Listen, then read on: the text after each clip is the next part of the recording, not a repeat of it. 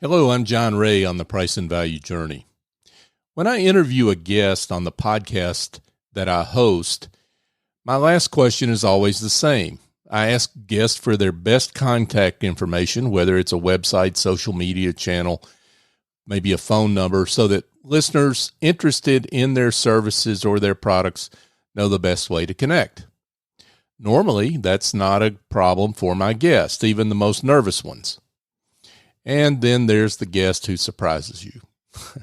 On one show, I had a guest who was the development director for a national chain opening a location in the Alpharetta area where I live.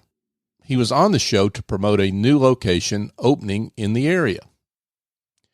The whole interview was a bit painful. I couldn't tell whether this guy was nervous or just a man of few words. At certain points, I felt like I was in a verbal struggle to wrest answers out of his mouth.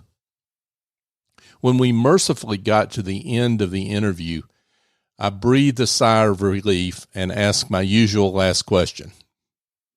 He gave the website, followed by silence. The website was for the national chain, not the local location about to open. I waited for a moment.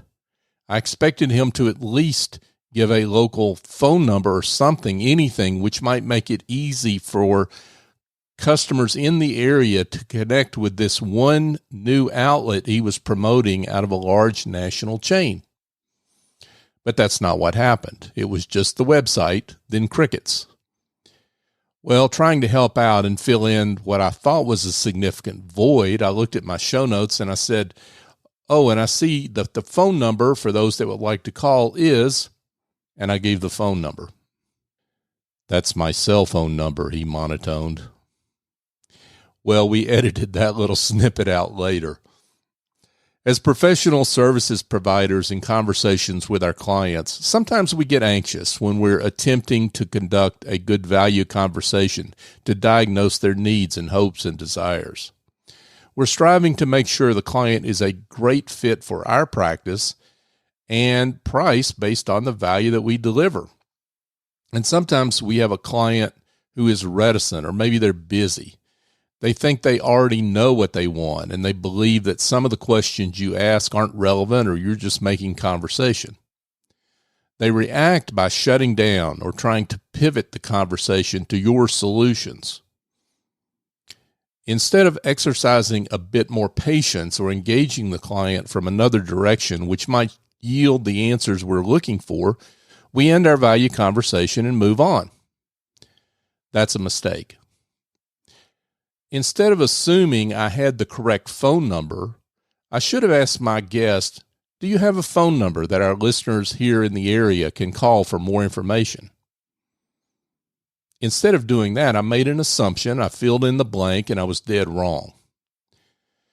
If you haven't had a deep enough value conversation with a client, later on when you're crafting options to put in a proposal, you'll make conjectures, some of which may be half right, some of which may be just flat out dead wrong. You'll end up proposing solutions which may not fit the needs of the client, and you might lose a great engagement. You also might end up with a client who's a bad fit for your practice. You might end up mispricing the engagement. There are a lot of bad things that can happen. So slow down and be patient. Always conduct a thorough value conversation. Don't fill in the blanks. I'm John Ray on the Price and Value Journey.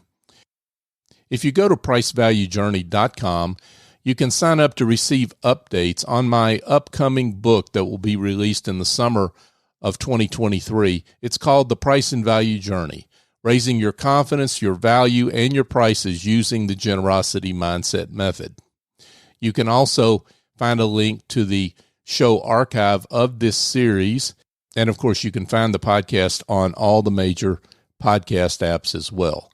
If you'd like to connect with me directly, you can feel free to email me at john@johnray.co. Thank you for joining me.